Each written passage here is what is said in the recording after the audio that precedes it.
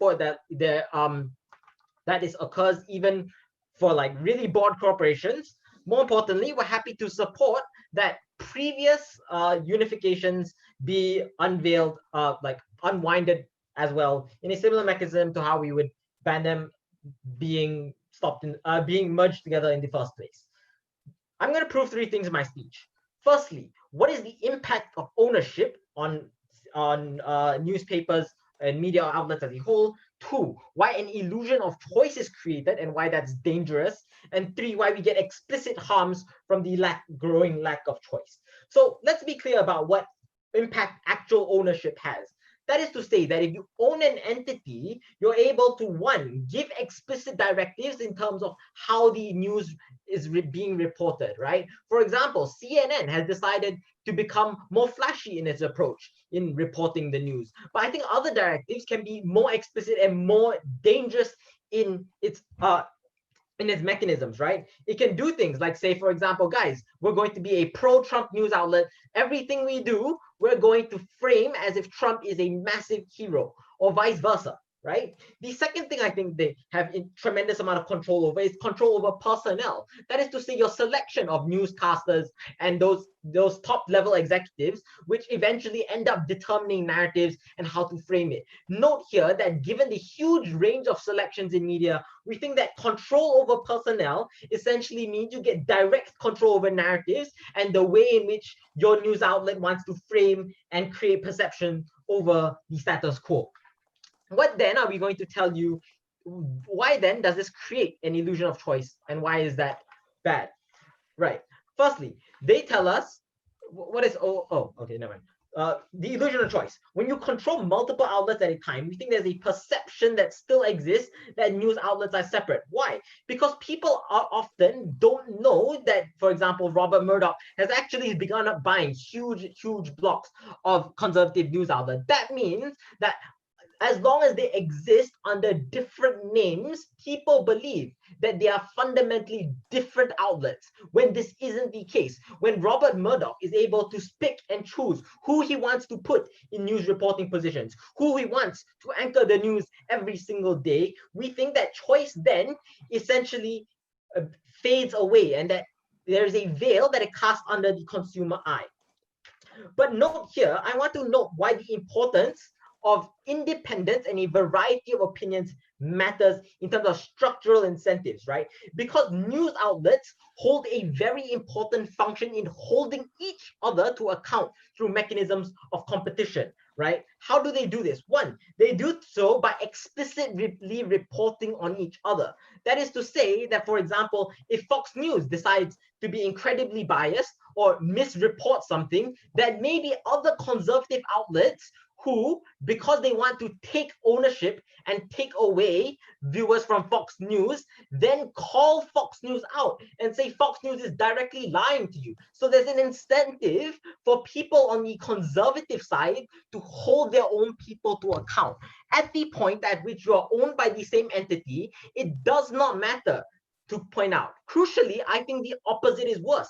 That is to say that it's actually actively harmful to your corporate, to your general combined interest to call each other out, because then you are actively diminishing the reputation and the perception of honesty that outlets which you are associated with, which ultimately are part of your association, gets harmed. But B, like, competition means that there's a wider variety of narratives in terms of framing.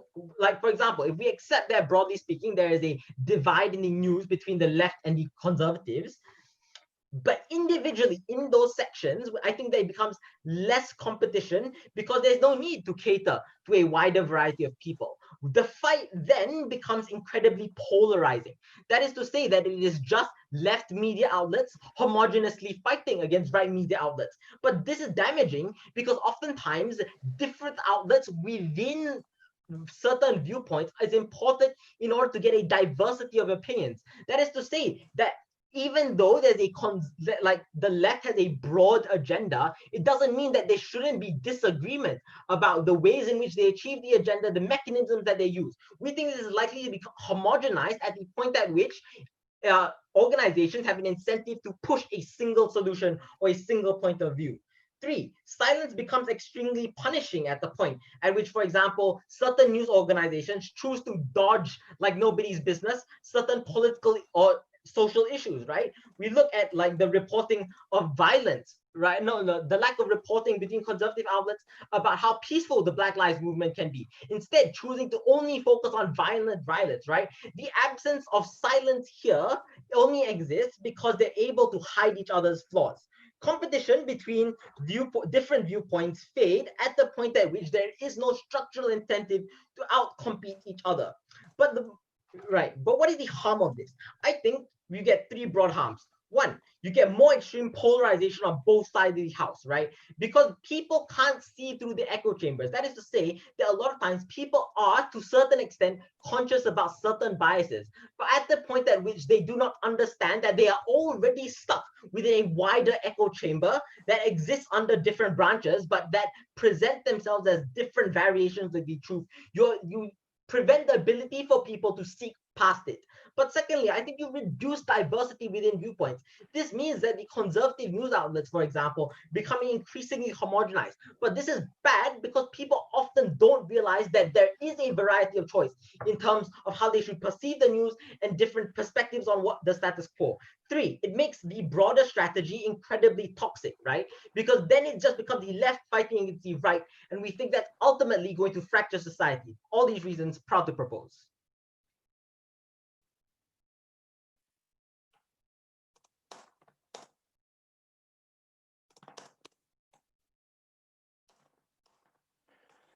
I thank the Prime Minister and I'm happy to call upon the Leader of Opposition.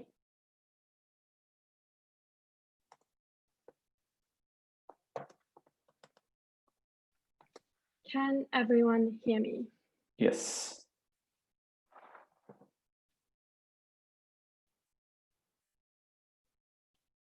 Panel, 3 points from opening opposition. 1, on why the comparative is that these newspapers are likely to die out.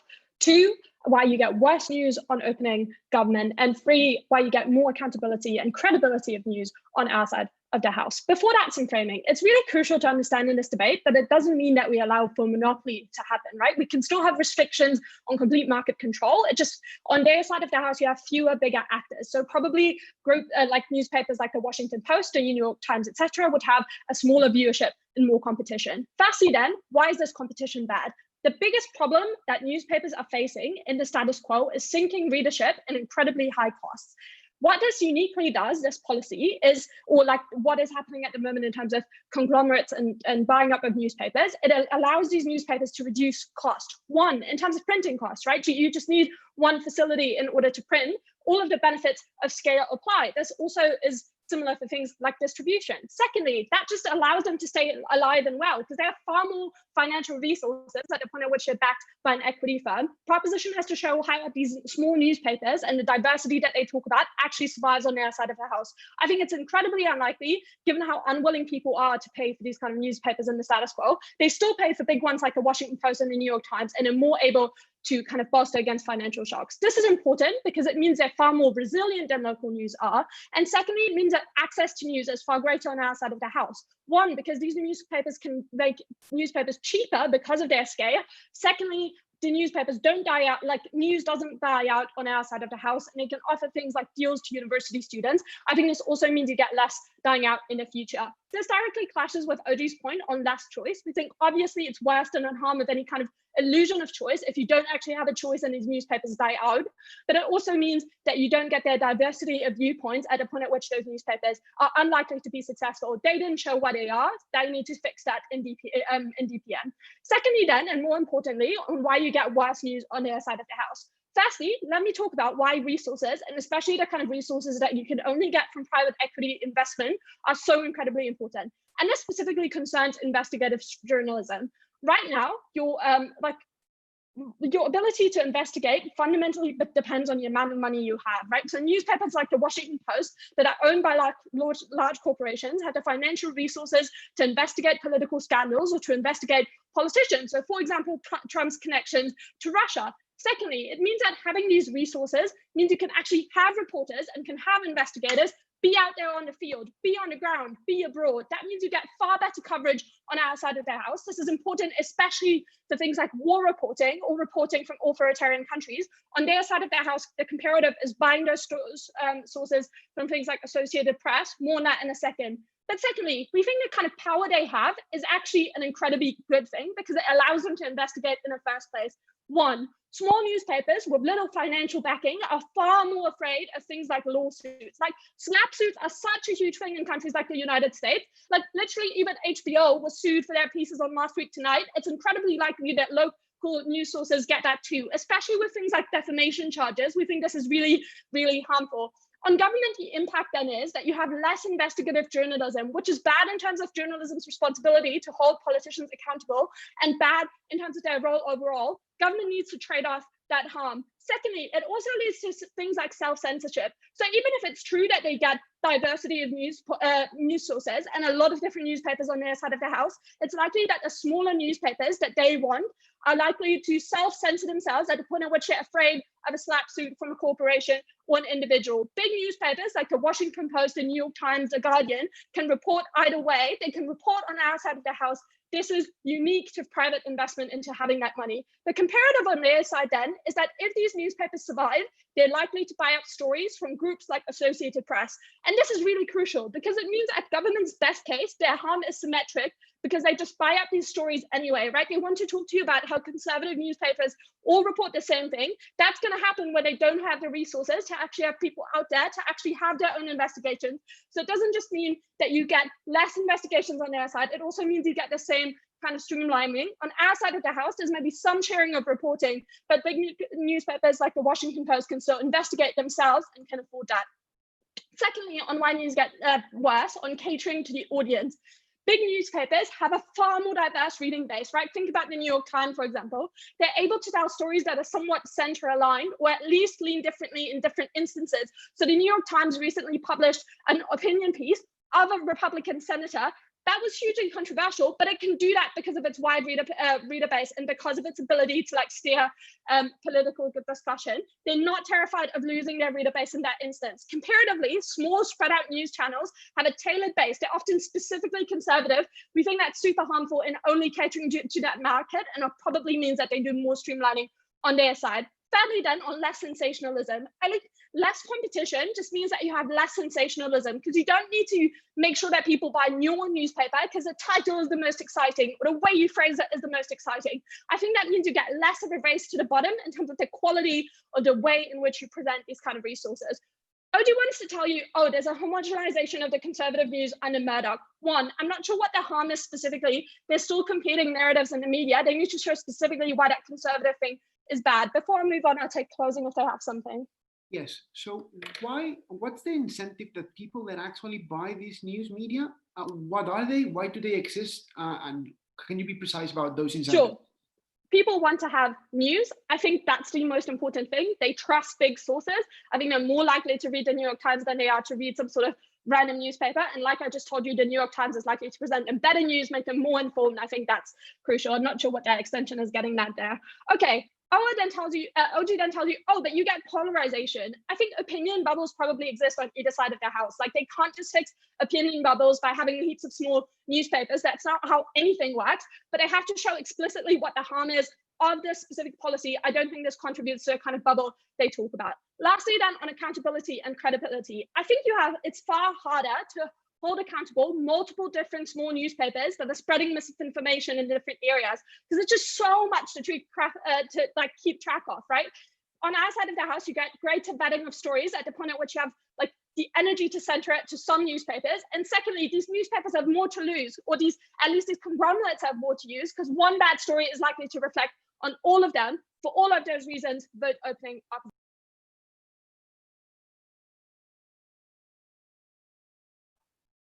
I thank the Leader of Opposition for that fine speech, and I'm happy to call upon the Deputy Prime Minister.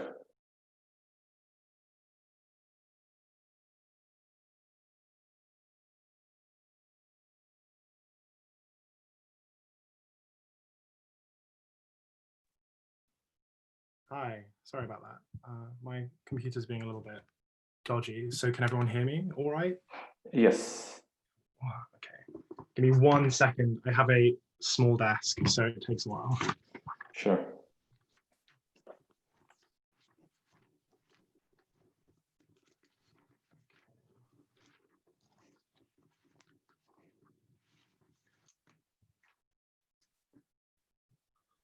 Right.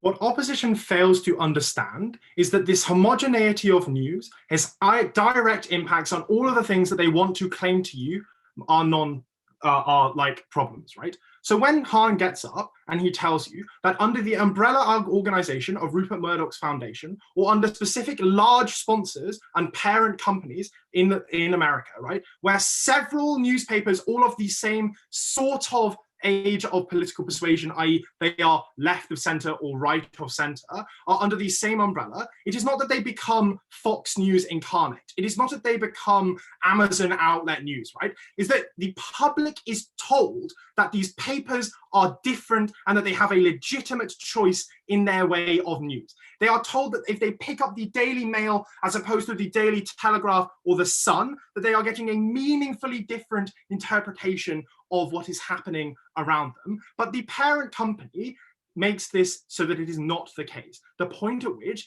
the newspapers are owned by one corporation, and that corporation is able to exert a disproportionate amount of political will over the populace, that is the point at which you get the polarization which Han tells you about, and that is the point at which news is actually harmed. Right. First, extraneous rebuttal, and then the main thrust of our case, plus a new mechanism. Right. OO say newspapers are going extinct, right?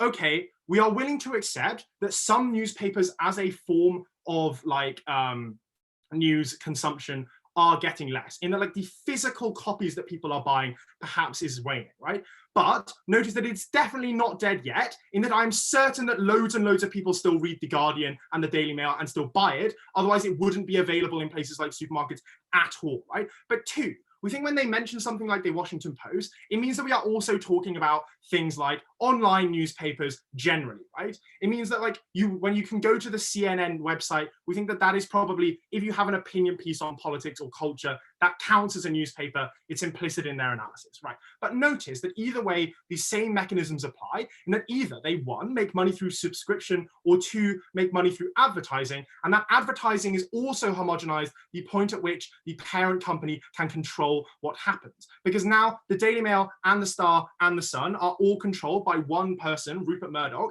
and he also has shares in other companies like Sky and like other businesses in property, right? The point at which that advertising is homogenized to the point at which people are only seeing that kind is a bad thing, because it disproportionately benefits one man in a democratic system. I'll go on to tell you why specifically. But the comparative, right, that they then tell you, right, they tell you that the comparative is that newspapers go extinct. They tell you this because, one, apparently it's just cheaper to work for an umbrella corporation. Notice they never give you any reasons why it's cheaper, and actually we would prefer that it's probably not cheaper, right? In that you have to have more admin costs going up the chain the bigger the company it is. You have to subscribe to certain things like higher corporation tax because you are of a larger company than if you were otherwise, right? But secondarily, right, we're just not sure it's true that small papers are really expensive to run, right? The reason that people sell their papers is not because they want to like make it, not because it's like too hard to run and they can't deal with it. It's because they're Sky or Rupert Murdoch or the Republican like sort of swathe in America offer them a shit ton of money to sell it. When you just work at a local level and employ local people, it's probably not the case that it's hard to like make enough money to survive, right? So second thing they say is investigative journalism suffers, right? Newspapers are not entirely investigative journalism, in that there is also cultural pieces, there is also social pieces, and what like celebrities are doing, all of that kind of thing. What we tell you is that when all newspapers, including tabloids and sort of broadsheets and online ones, are all interpreting celebrity stories in the same way, i.e. saying, oh, Kanye did this, don't you think that that would be a really good policy for Trump to do, right? Don't you think that as a meaningful conservative, you too should look into that? Because the competition is removed within the broad political spectrum, leading to polarization. That is what we stand for today. I'll take you, Sia. Yeah, your argument about competition and, you know, everyone pushing the same thing in newspapers only functions if they're in the same market. Why would a company push the same product in different wrappings in the same market, effectively making its products compete with each other? Right, okay, amazing. So I can give you like multiple examples of advertising where it's like this, but specifically what we're talking about here is not necessarily advertising, but political campaigns, right? What it actually looks like is a concerted effort to push a given agenda, i.e. lowering corporation tax in the next election, i.e. running a slate of anti-immigration in the Brexit campaign across multiple papers, which would have otherwise, were they not owned by an umbrella corporation, at least had to compete with each other and therefore run different narratives. Because the point at which you have no competition realistically within the situation, i.e. Rupert Murdoch or the parent company make a bunch of money no matter which paper you buy, it means that you do not have to be non-homogeneous as a paper. It means that you can all run exactly the same headline saying, oh my God, look at what Jeremy Corbyn did. Oh my God, look at what Joe Biden did, right? You can all interpret it in exactly the same way because it doesn't matter where the money goes. It doesn't matter who buys your paper. The point at which you remove that competition is the point at which you suffer, because the way that newspaper and free media work, right, is that the idea is that behind free press, that if you have all kinds of newspapers offering all kinds of views, even within broader political like sides, like the left or the right, it means that you compensate and get a non-biased outlet overall, right?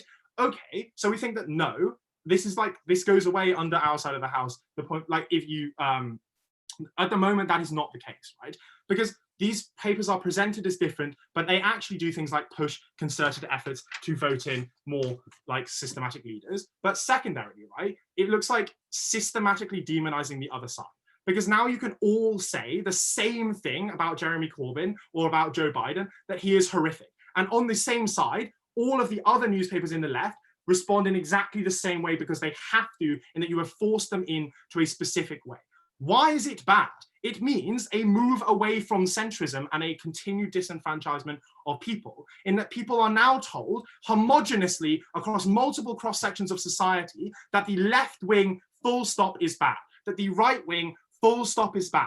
That is the kind of point you get the horrific political rhetoric that has gone on in recent years behind Brexit, behind the Trump rally. But secondarily, right, this principle of just free media is violated here, in that people will trust over time the newspapers less because they just feel they are being sold exactly the same product over and over. Because when you can make a concerted effort to advertise one product, or to advertise one political view, or to advertise one candidate above all else, that is the point at which free media no longer exists. That is the point at which you get polarization. Never been prouder to propose.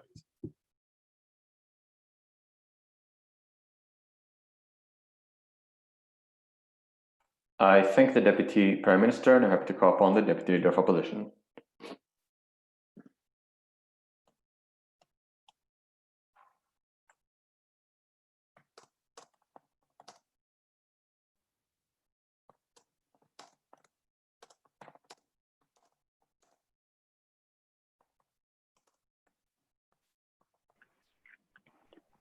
Okay, can everyone see me and hear me? Oh wait, let me just take my headphones off because you can be better. Okay, is this better? Yes, it is. Okay, perfect. Thank you. Just 1 second.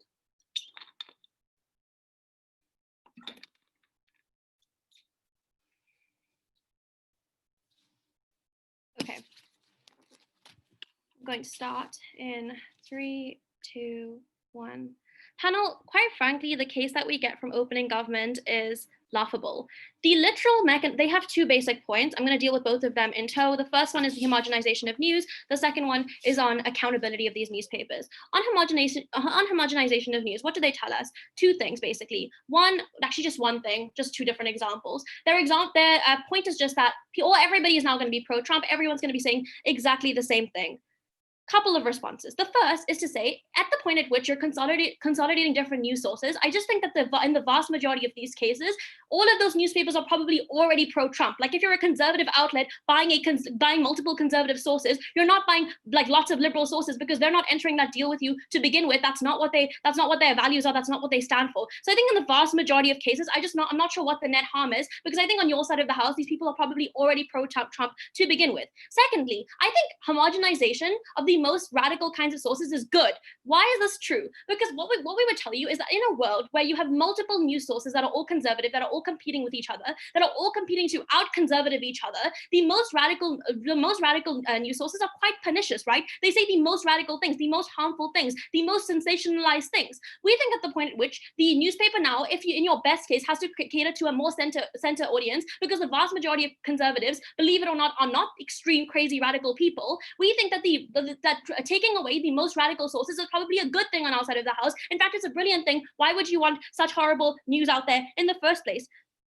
Thirdly, we would say that what are these newspapers likely to be differentiated on? I think, yes, we would agree with you. You get slightly more homogenized news, and we're okay with that because we think the most extremes are cut, and we are very happy to support that. But we think the other types of things that these companies are likely to distinguish on is firstly, what areas the newspaper are sold in, because you can target different areas as a company with a large distribution network. We think you make money that way. Secondly, income classes. You might have news that is catered to a middle class, elite, educated class, and you might have other news sources that are catered towards low income populations about news relevant to them. So we think you can differentiate on those mechanisms. Thirdly, journalism type. Maybe some newspapers are on newspapers and then some are on print. We think there are loads of ways that companies can still make tons and tons of money while still being slightly homogenous, and we think those are probably what the profit incentives say that they will do. So I'm just not sure why the homogenization of news is really that bad. And it, at worst, it's probably the same on your side of the house, because all these newspapers were already pro-Trump to begin with. Any person picking up any one of these newspapers is likely getting a very similar message on your side of the house as well. I'm just not sure why you get any net harm. Secondly, on accountability, what do they tell us here? They say conservative news channels call each other out. Firstly, I would just question this on face. I just don't think conservative news channels call each other out, because in the vast majority of cases, they still share common values. I think at the point at which you call out a news channel that says similar things to you 70 to 60% of the time, you probably look like a fool. But secondly, I think in the vast majority of cases, let's look at what this looks like. If a small newspaper calls out Fox News, I just don't think that they have the power to do that. I don't think they have similar readership markets. I just don't know how they ever get any traction as a small individual company trying to call out Fox News. It's unlikely. Secondly, the other way around is, why is Fox News calling out a small conservative media outlet that they don't compete with, that they probably don't give a shit about? I just don't know why there's these calling out things that are happening on your side of the house. Secondly, accountability can exist and is probably better across newspapers, right? I think it's far more likely that at the point where you have a big conservative newspaper that's probably more center, and a big liberal newspaper, which is also probably slightly more center, we think in these situations, you're more likely to get accountability and better accountability across platforms where you can check each other, where they have enough money to actually call each other out in a meaningful way. We think that's where you actually get better news. Thirdly, I just think it's far harder to hold small splinter sources accountable, because at the point at which there's no single distributing network, for instance, of conservative media, there might be really radical things in one conservative newspaper in the rural South in America that you don't know about, that you can't hold accountable, that there's no other news channels, newspapers in that area that can actually compete with that news source, and then everybody in that area is probably getting terrible news and voting on terrible policy. We think at the point where you can buy that newspaper up and shift it left, you're probably getting far better news, and you're getting far more accountability, because it's actually a corporation that you know about that is linked to that newspaper that you can actually hold accountable. So on accountability, I just think they're losing. Finally, on better news, 4 mechanisms in Louisa's speech as to why we get the best kind of news that were never responded to. First, I just think big corporations have impunity to a large extent from lawsuits. It's far easier for them to hold the government accountable, or hold even celebrities accountable, as you want to say, because they can't get sued. Small newspapers in India literally have just got sued because an actor died because they published things about him that were bad, and those newspapers have gone out of business because they literally got sued on defamation charges. A bigger newspaper doesn't care. They have the money to do news that they find valuable and good for their readers. That is a net benefit on our side of the house. Note here that the comparative on your side of the house is you take markets away from these big newspapers, so you give them less money, because you're taking up, obviously taking that market share away. The only way that they can do this is if they have a significant enough market share to be able to. Secondly, they're not reliant on individual reading bases, at the point at which their reading base is likely to be far more diverse. If one person doesn't like one news story, they don't care. On your side of the house, where you have such a niche reading base, you have to always pander to that base in order to get money. That is a terrible thing, because at the point at which something happens that doesn't agree with your reader base, you just publish the exact same damn story. That's terrible. Thirdly, we told you about a race to the bottom because of sensationalism, because you want the most catchy headline at the point at which you need that money to continue to survive as a newspaper. You ignore all of Louisa's analysis as to why better resource newspapers are not only able to get better news stories, but are also able to avoid things like sensationalism, because they don't need the extra money that saying a lie or saying fake news is going to give them in the status quo. Note the vast majority of newspapers spreading fake news in the status quo are small ones that need the money to do this. Before I move on, I'll take closing. Opening? Closing? When the left and right become homogenized, there's an incentive for both sides to become more radical so that they can paint the other sides as monsters. Why does this not exist under your paradigm?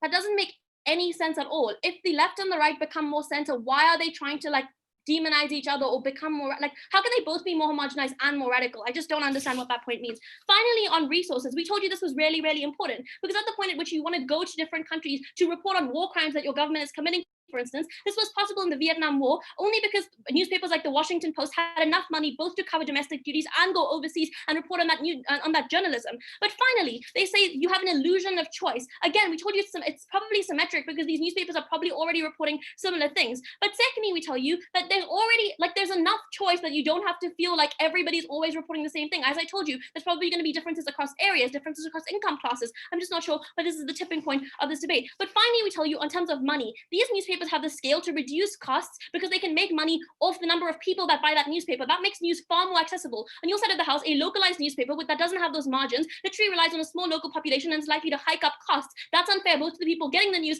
and the newspaper themselves. Because these newspapers are going to have cheaper news, because they can literally make deals with universities to give students free news, and because we have better news on our side of the house, please vote opening opposition.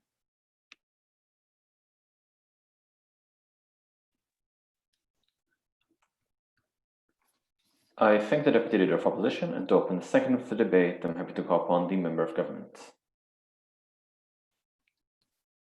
Am I audible? Yes. I will be starting in 3, 2, 1, go. CG is going to win this debate by proving that the concentration of newspaper will subvert democracies through massive influence into politicians of those concentrated media. Before that, let's deal with OO. OO tells to you, panel, that it is important to be big and to have resources, in essence, because that provides economies of scales, that leads to better coverage, and this avoids influence through suits to those newspapers. The promise that underpins the whole case of opening opposition is that if this doesn't happen, they will die out. The problem with this is that they don't acknowledge and understand what would the counterfactual really would be.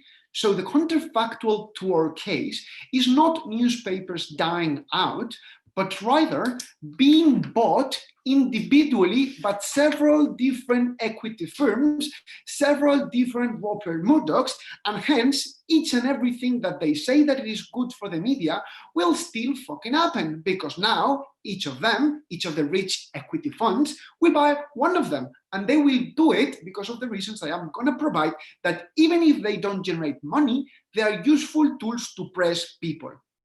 Because of this, OO is basically out of this debate because all of their benefits keep to be granted on our side and they miss the counterfactual. Now let's go to the case. Look, our case is basically that they will access with a lot of money to these newspapers, and they will have a lot of influence in the politicians. Before I start, let me give you 2 caveats. Caveat number 1 is that OO hinted why newspapers today are not viable economically, but miss the whole point of this consequence. And secondly, that OG told you why monopolies could be bad things in abstract, but we're gonna tell you why they will be, because of the incentives of the people that we will buy out them. Firstly, why are newspapers today economically inefficient?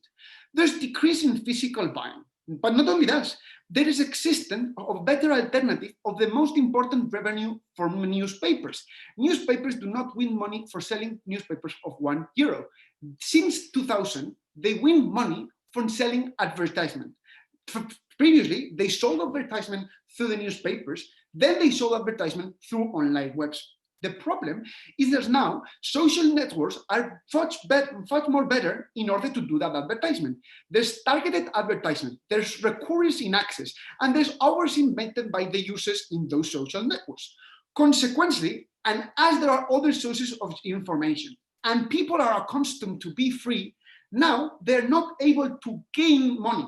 So basically, there are a lot of newspapers in the world being bankrupt as a consequence of the inability to generate cash flows. They cannot generate it by putting more money because people wouldn't buy it as a consequence of the alternative information which is free on the internet, and they cannot generate publicity because social networks are better off. What is the consequence of this? That no one would buy it as before to generate money because they are not profitable. Then, consequently, the reason why people buy it is because they have interest in controlling them as a power of influence and as a power to exert that political influence. The likely counterfactual that that would happen if if our policy didn't pass is that, as I told you, each of these private equity funds or big monies would buy one of them. So there will be 10 in each country, 15 in each country, but not two very big, one from each side as a consequence of this concentration. What is the consequence of this? OG was right to tell you that there is a problem on the reducing of variety, little less critique between them. But as OO correctly pointed out, there is no clear impact on that. Okay, people will be somehow less informed, somehow more polarized, but the problem is that this proportionate lobbying power to politicians that the people that will access to those newspapers will be exerting.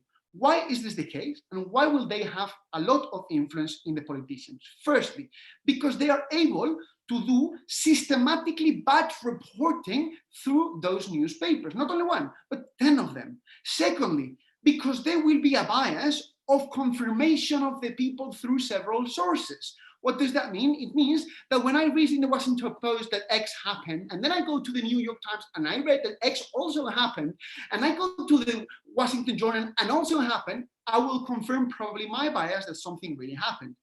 Moreover, people have a lot of trust on newspapers prior to the buyouts. So that trust prior to the buyout is still there. And lastly, note that the sophistication of this argument is that it does not need to be true in order to be influential. So the only thing that you need to do when you own 7 of these newspapers is to be able to go to the politicians, to your state, to your Senate, to your congressman, and tell him, if you do X or Y, you're gonna be faced with this. So you don't need to success on the manipulation, but you only need to put enough fear by telling them, I have these 5 newspapers in order to be influential. What is the consequence of this? That people that, as I told you, have interest to access to these newspapers, which are people with money, with interest to influence through a political tool in which they don't want to generate cash flow, but rather to influence, will do that because it's the only motive why they access to it. Before I continue, opening. Private equity firms only buy newspapers because they want to buy several to create a market share that is profitable. But even if that weren't true, confirmation bias is only harmful when stories are fake, which is more likely on your side of the house when they don't have the research. Both assertions are false. Equity firms are owned by people. People have interest, and hence they bow out those firms in order to have more influence. And then your assertion is just assertive. And the second part, no, also not fake news only. It's the way you report things. It's when you point out things of the past, when you exert more influence on things that you did that you don't want to put them. It's the ability to put bad image on your actions, not only fake news. They will exert influence because it was the only reason why they voted them out. Influence to pass fiscal bills for favorable taxes. Influence to put less taxes on inheritance. Stimulus to the stock markets and not to the common class. More conservative ideas which imply less helping the people that are in worse off, but rather protecting liberalism and not exerting money of the state. What I tell to you is that this capacity to influence the politicians, which is the only reason why will they buy out, doesn't happen in the counterfactual when there's 10 of them. Consequently, we tell you that subverting democracy is the most important impact in this debate. Very proud to propose.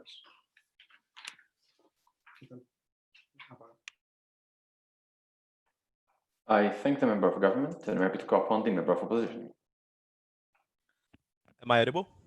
Yes, you are. Cool. Timer. Cool.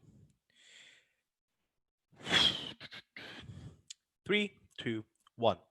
Mr. Speaker, if I come up to you and I tell you that I give you 20 euros because you're poor to give me an 85 for this speech, are you more likely to do it when you're poor or when you have a massive conglomerate behind you that has a massive amount of safety nets that you're able to fall back to? I think that closing government is trying basically to mechanize the assertions that we get from opening government, but they do so unsuccessfully because it is more likely that politicians get a lot of bargaining chips at the point at which companies and newspapers have less of a safety net to fall back to. That is the point at which you're unlikely to get a marginal, a meaningful delta on their side of the house. If anything, it's probably going to be a negative one, because at the point at which you're poorer and don't have as many safety nets to fall back to, that's where you're more prone to influence. A couple of things to note in this speech. Firstly, dealing with closing government, then explaining to you something that I think is very important, which is why this debate and why this house in general doesn't mean the US and the UK. Talk to you about weak democracies and the extent to which the type of information we're uniquely able to provide there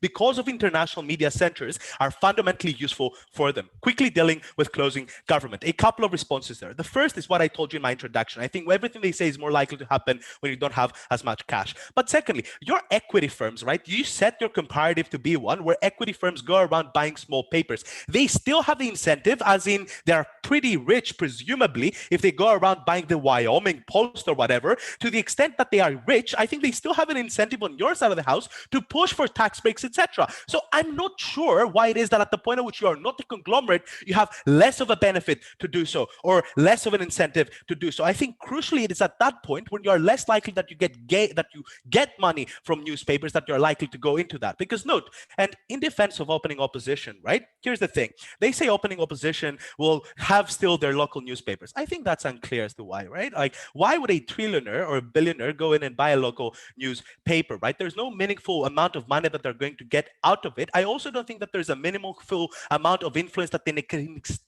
exert to that specific state. So as a result, I think that closing government, although a valiant effort to mechanize a lot of opening government's asserted material, is not going to do well in the round. The last thing I want to note is that it's exactly because of advertisements that we still have the incentive to do so on our side of the house. Because most newspapers are not paper newspapers, guys. They're probably on the media, and that's where they get their most hits and why there's still an incentive for them to have advertisements. So I'm not sure, again, what these observations mean for the round unless they strategically prove what their strategic significance is for it. So where does CO come into this debate? Because we think that the most important thing in the round aren't the types of things that multiple newspapers can do within their own country.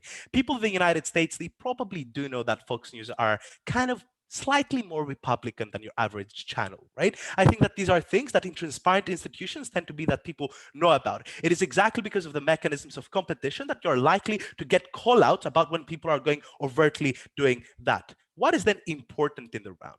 It is important to understand what the types of things that you're uniquely able to do outside of that country are.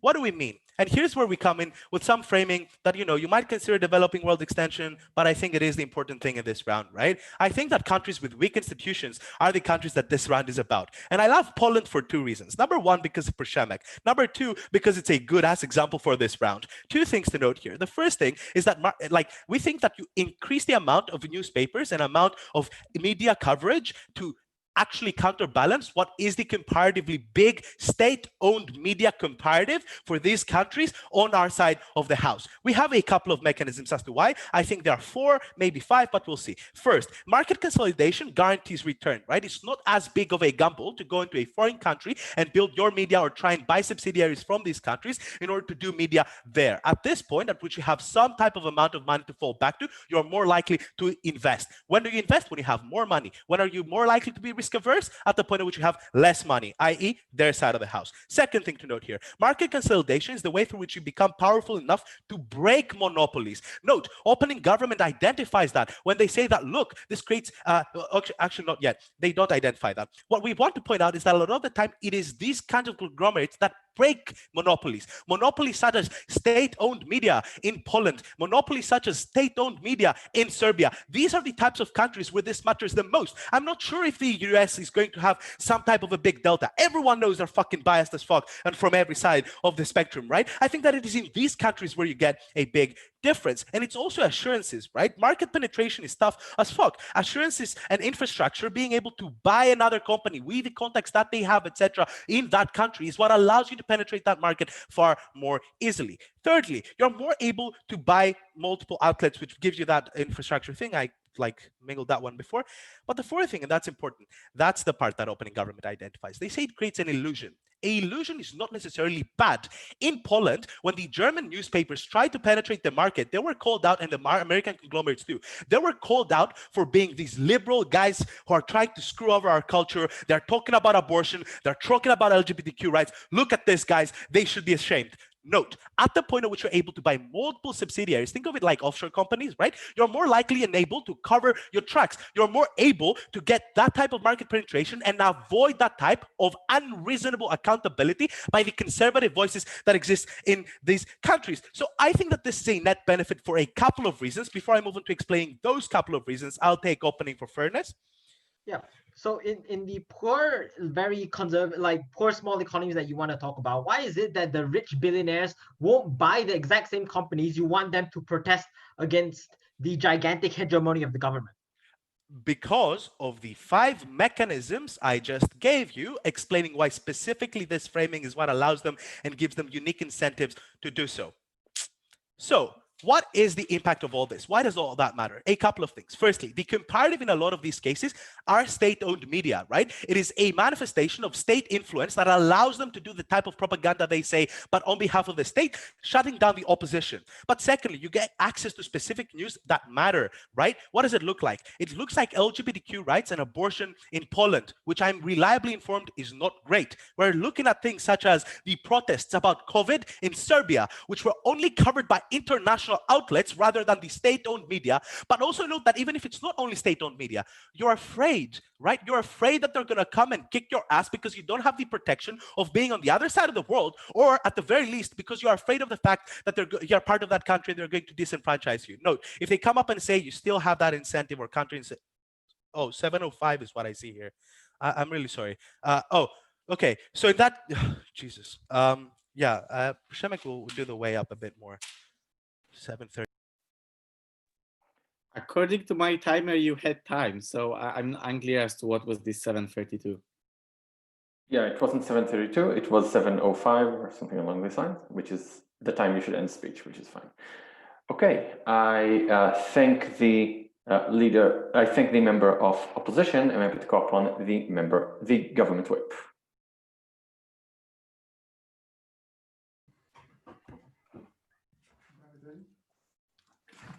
Can you hear me? Yes.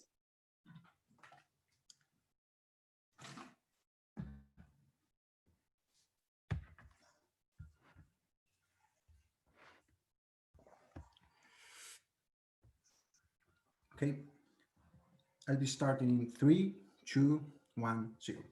Okay, in my speech, I'm going to first of all rebuttal the rebuttals of our closing opposition to our case, and then go through all the arguments of the opposition, which I think that have really zero, low delta, it's any delta at all, and then compare with opening government.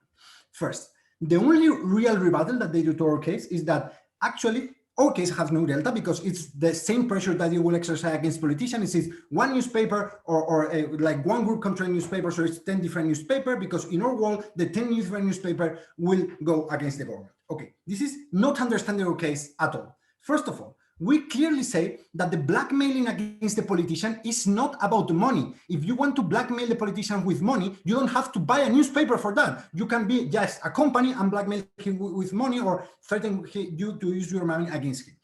The blackmail is to say that you are going to damage their image in your newspapers. And here's what there is comparative and when there is a huge delta in your case. If you have 10 different newspapers, only one threaten you and blackmail you, it doesn't matter so much. All the times that the newspapers are lying about politicians, another 9 will say nothing or will say that that was a lie. A completely different thing is one guy which controls all the newspapers or half of the newspaper of the country say, hey, tomorrow in the middle of the campaign, I'm going to say that you arrested a girl just the past week. And then when the people say, oh, what a new, I'm going to contrast this with another newspaper, you will see the same new. And in the next one, the next new. And the next one, in 5 different newspapers, you will see that that is actually new. That's a huge damage to your reputation. And that's how they can blackmail. And that's how it's so important not have 2 groups or 1 group, but have 10 different groups, because it's only a tool to pressure politicians if you have a lot of different newspapers and then you corroborate the news with another and half of the newspaper of the country is giving you the risk. Second point, their argument about the third world. Actually, it is the same rebuttal that I will give to OO about something. They say that you need concentration in developing world because therefore you can like fight back the media of the state, and this is very important.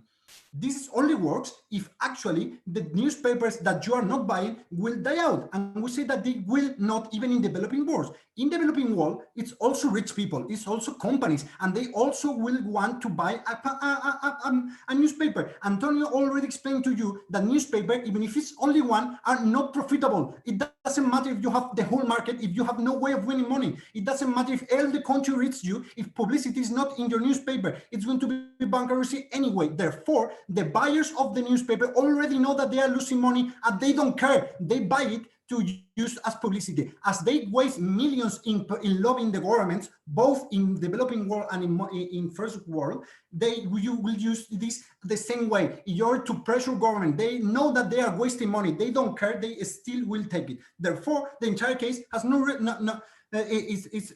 has no sense, because they will still have 10 different newspapers there of people which is opposing the media of the government, and they will use all the money, because even a bank have a lot of money to waste in a newspaper in order to press the government. I see no difference between these 10 newspapers by companies in order to press the government instead of only one fighting them. Now, going to open opposition, the point about dying out, I think that was already explained here and by Antonio. The second point of them was that investigation will be better under the side of the house, because the newspaper will be higher and bigger, and when they are bigger, they have more money to invest in this. First of all, as I already said, and this is very important, the delta of this argument is very low, because you don't need to have 5 newspapers in order to have a lot of money. Even one bank, for example, Goldman Sachs buys you. Even if Goldman Sachs has only 1 newspaper, Goldman Sachs can put a lot of money in that newspaper. They can waste all the money they want in investigation. Is no delta between having 5 or 1. If the owner has a lot of money, they can waste this money in order to investigate. Second, the incentive is not monetary, as I already said. The incentive is to pressure politicians. Therefore, they will buy the investigation anyway. They don't care. They waste millions and millions and millions in campaigns and in publicity, for example, the gangs or the oil lobby, and therefore they will have no problem in buying a newspaper and pay them for investigate. Thirdly, investigation is not so expensive. It's cheap. You only have to hire some people. It's not like high technology. And finally, even if they have more investigation, it will be biased investigation towards 2 groups with bad incentives. And this is crucial to understand why we win the debate. And don't explain to you, not only because it's going to be created a monopoly, which was already in OG case, but also why that monopoly has bad incentives, because they know that they cannot win money. When you cannot win money and still invest in newspapers, is because you have incentives in order to pursue your own particular interest. You are not for the market, you are in order to pursue your own ideology and your interest, not for the truth, just for your interest. Finally, in OO, the accountability, because they are more and it's more difficult to get them accountability. I think that this is really the weird argument. First of all, I think there is a tension between their case, because they say that it's such a strong media that now they can do more investigation, but they are not so strong in order to help back against accountability. But second, I think that the delta once again is very low. It's easy to control 10 newspapers, as easy to control 2 or 5. I think that it's not millions newspaper, just a couple of dozens. So I think that the delta is more or less the same. So sadly, the conclusion with opposition is that the bad guys will take over these newspapers. We have to assume that, but we prefer to have 10 different bad guys in order to control them to each other, in order to one of those guys not be able to put too much pressure on the government, than have only one bad guy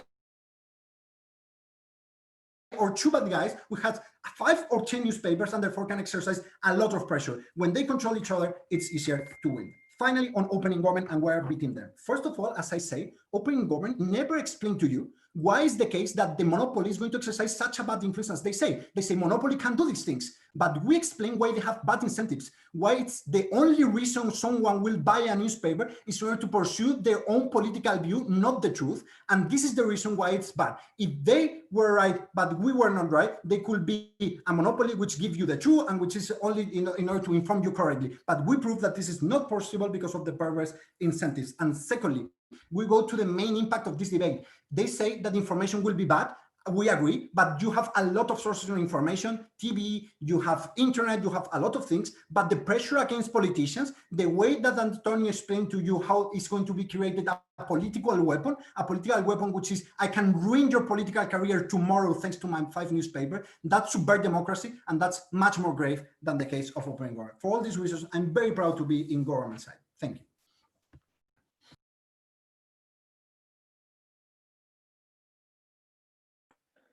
I thank the government whip and move it cop on the opposition whip.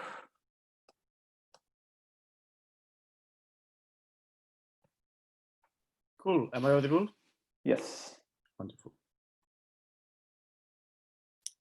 3, 2, 1. 3, 2, 1. Panel, when the Polish edition of Newsweek 2 years ago said that abortion is okay, it was that close to have one of the few credible media sources kicked out of Poland because the Law and Justice government launched a campaign of they represent foreign interests, they represent liberal culture, they are not actually representing us as informed voters.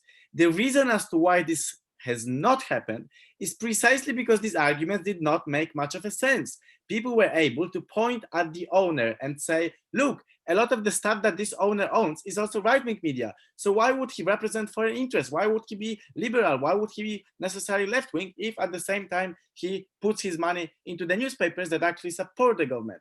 I believe that this illustration is something that actually says why our case in this round is important. Because in many cases, the only one way of getting credible and reputable media sources doing controversial stuff in both developing countries as well as semi-democratic countries, whatever you want to call it, is through these media conglomerates actually seeing financial interest into going into these countries. 3 points in my speech. Firstly, I'm going to go through our extension in regards to the closing government. Second of all, I'm going to talk about the opening opposition, and then lastly about opening government.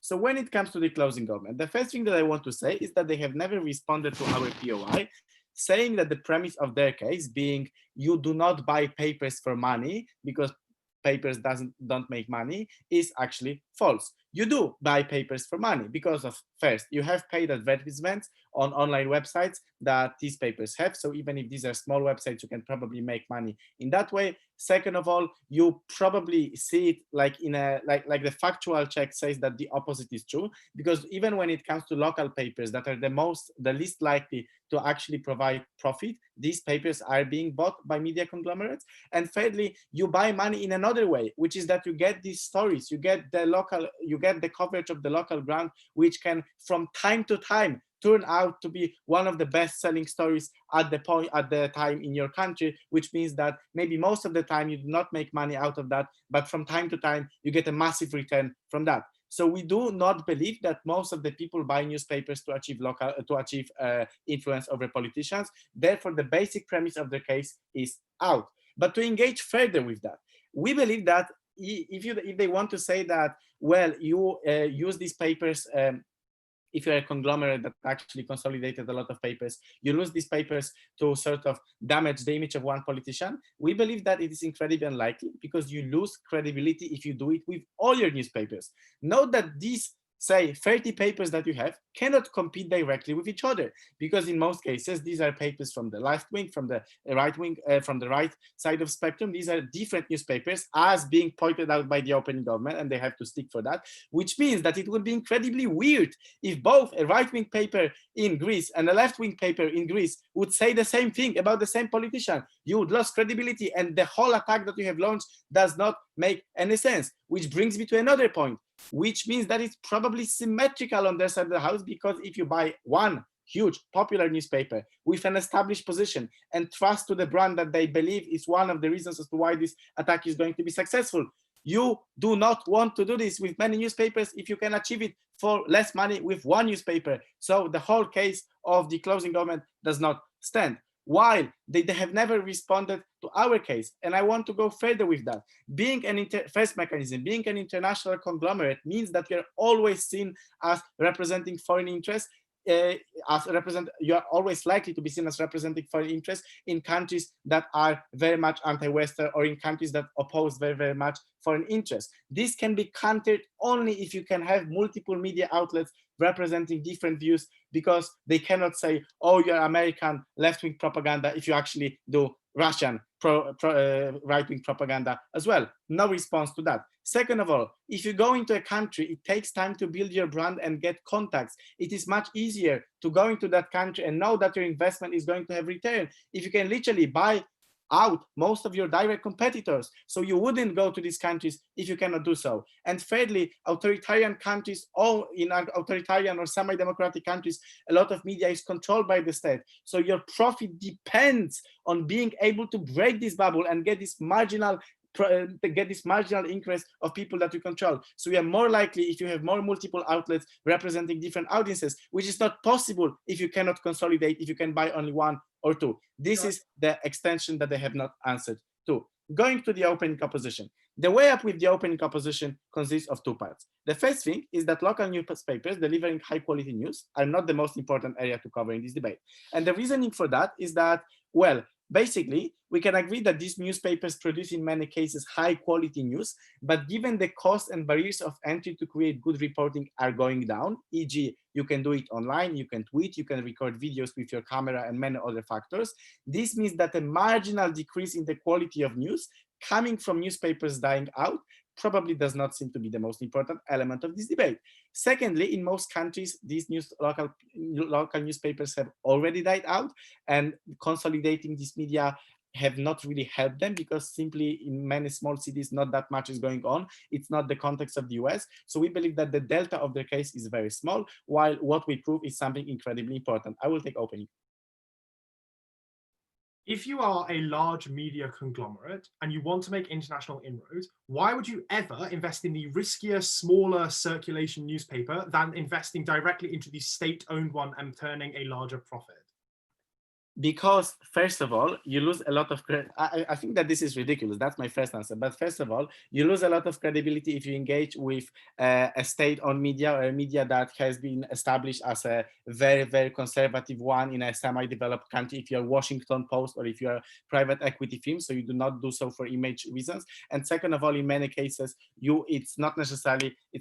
Yeah, okay, whatever. I think that actually deals with that. So finishing with the opening opposition, the difference between our case and theirs is that when it comes to their case, the delta is unclear. Maybe some more local newspapers would deliver high quality news, but that's it. When it comes to ours, that means that many very important and controversial and sensitive topics in many authoritarian semi-democratic countries would not be covered at all.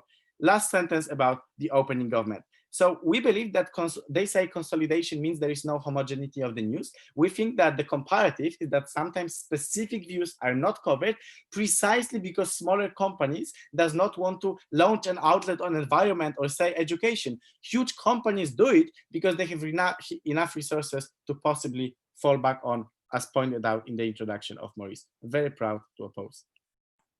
I thank the opposition whip and all speakers for that debate. I now invite you all to leave the room, come to us after the break for feedback.